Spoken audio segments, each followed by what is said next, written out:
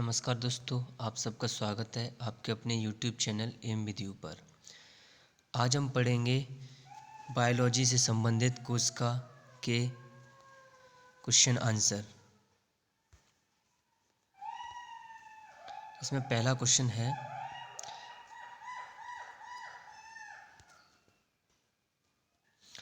निम्नलिखित में से अर्धसूत्रण के लिए कौन सा कथन सत्य नहीं है? अर्धसूत्रण 2 चरणों में होता है, बिल्कुल सही है।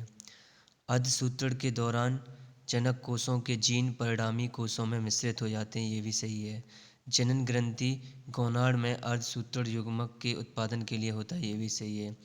अर्धसूत्रण के परिणाम स्वरूप परिणामी कोषों में गुणसूत्रों की संख्या दोगुनी हो जाती है, ये गलत है।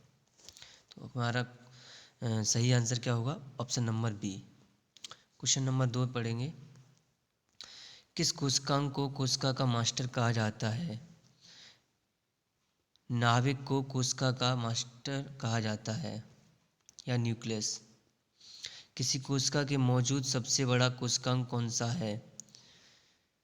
कोशिका के मौजूद सबसे बड़ा कोशिकांग नाभिक होता है। क्वेश्चन नंबर 4, निम्नलिखित में से किस कोशिकांग को कोशिका का प्रोटीन कारखाना कहा जाता है? राइबोसोम को कोशिका का प्रोटीन कारखाना कहा जाता है। निम्नलिखित में से कौन सा कोशिकांग केवल पशु कोशिका में पाया जाता है?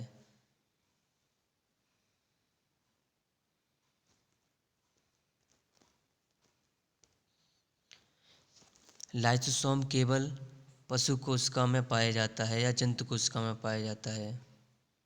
क्वेश्चन नंबर 6, जीवन की मूलभूत इकाई क्या है? जीवन की मूलभूत इकाई कोशिका है। ऑप्शन नंबर ए।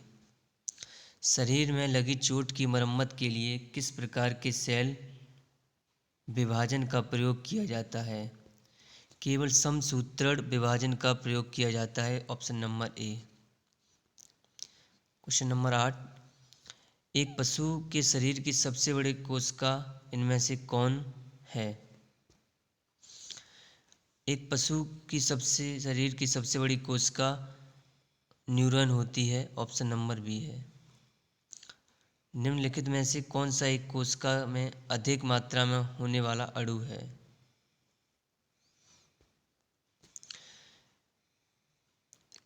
कोशिका में अधिक मात्रा में पाए जाने वाला अणु जल होता है। Option number A. Question number 10 देखेंगे। कोशिका सिद्धांत निम्नलिखित में से किन पर लागू नहीं होता है? कोशिका सिद्धांत केवल विषाणु पर लागू नहीं होता है। Option number D. निम्न को सम्मिलित करिए। लाइसोसोम को आत्महत्या की थैली कहा जाता है, तो ए का सी हो जाएगा। डीएनए गुणसूत्र और माइटोकॉन्ड्रिया पावर हाउस, तो इसका देखिए ए का 3, 2 का बी और 3 का ए। ऑप्शन नंबर बी सही हो जाएगा। क्वेश्चन नंबर 12, कोशिका प्रकार्यात्मक क्रियाओं का नियंत्रण करता है। कोशिका केंद्रक के फंक्शनल क्रियाओं का नियंत्रण करता है। क्वेश्चन नंबर 13, सूत्री विभाजन के चरण का नाम बताएं जिसके दौरान विभाजन सेल के गुणसूत्र मध्य रेखा पर स्थित होते हैं। Option number C metaphase. पौधों में पाया जाने वाला नीला, बैंगनी या लाल फ्लेवोनाइड वर्णक किसकी उपस्थिति के कारण होता है? एंथ्रोसाइनिन के कारण नीला, बैंगनी, लाल फ्लेवोनाइड वर्णक उपस्थित होता है। Option number B. निम्न में से कौन सा कोशिका अंग पादप कोशिका में पाया जाता है किंतु पशु कोशिका में नहीं पाया जाता है? क्लोरोप्लास्ट केवल पादप कोशिका में पाया जाता है, पशु कोशिका में या जंतु कोशिका में नहीं पाया जाता है। Option number A. Question number 16 पढ़ेंगे। निम्नलिखित में से कौन सा घटक पत्तियों को हरा रंग प्रदान करता है? क्लोरोफिल पत्तियों को हरा रंग प्रदान करता है।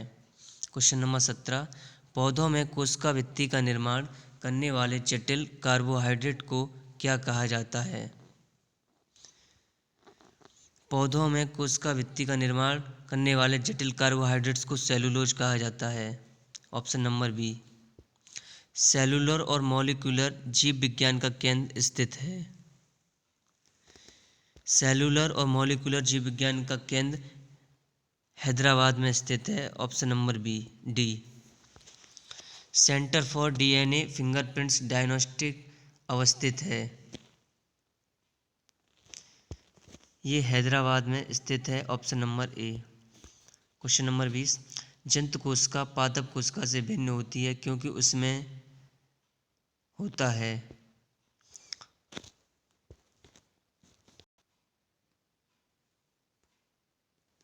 जंतु कोशिका पादप कोशिका से भिन्न होती है क्योंकि उसमें कोशिका भित्ति नहीं होती है। सही है। हरित लवक नहीं होते, ये भी सही है। तारक केंद्रक होते हैं, ये भी सही है। हीमोग्लोबिन होते हैं, ये भी सही है। इसका ऑप्शन नंबर ई होगा इसमें, जो इसमें नहीं दिया गया है।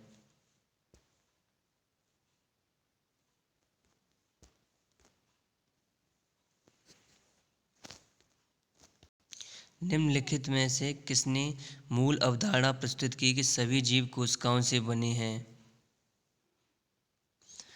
तो रॉबर्ट हुक और टी स्वान ने यह अवधारणा प्रस्तुत की। तो ऑप्शन नंबर डी हो जाएगा। निम्नलिखित में से कौन सा शरीर के ऊतकों की वृद्धि व विकास एवं सुधार के लिए महत्वपूर्ण है? तो प्रोटीन ऊतकों के सुधार के लिए महत्वपूर्ण होता है। ऑप्शन नंबर ए। प्रोटीन के निर्माण में आधारभूत इकाई होते हैं।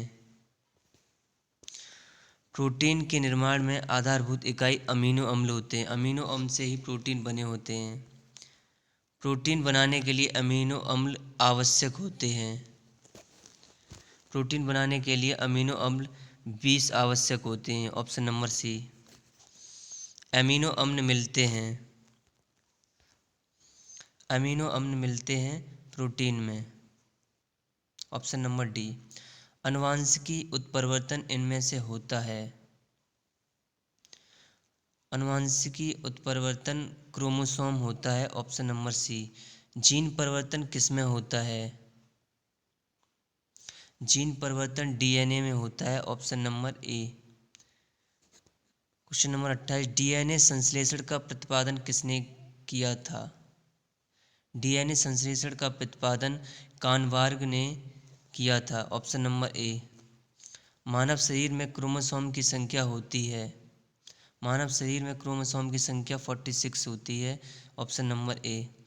किसके द्वारा आनुवांशिकता के विज्ञान को आनुवांशिकी जेनेटिक्स कहा गया?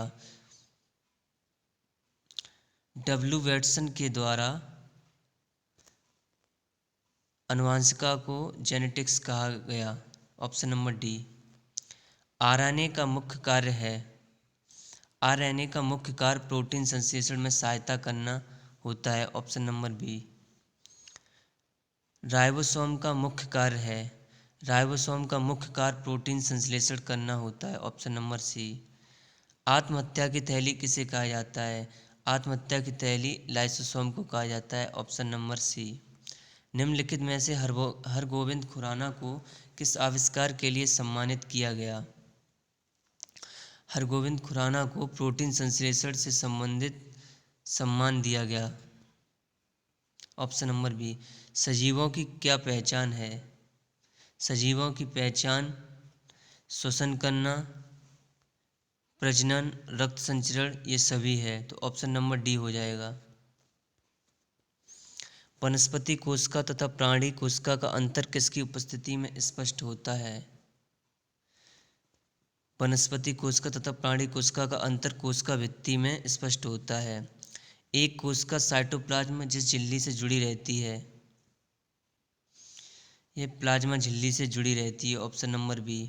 कोशिका के 4 अवयवों में उस कोशिका को पहचानिए जो पौधे की कोशिकाओं में पाया जाता है किंतु जानवर की कोशिकाओं में नहीं पाया जाता है। Option number D. लवक। लवक पादपों में पाया जाता है। कोशिका गतिविधियां नियंत्रित की जाती हैं। कोशिका की गतिविधियां नियंत्रित की जाती हैं न्यूक्लियस द्वारा। Option number D. दोस्तों इस वीडियो को लाइक करें, शेयर कर दें और कमेंट करें।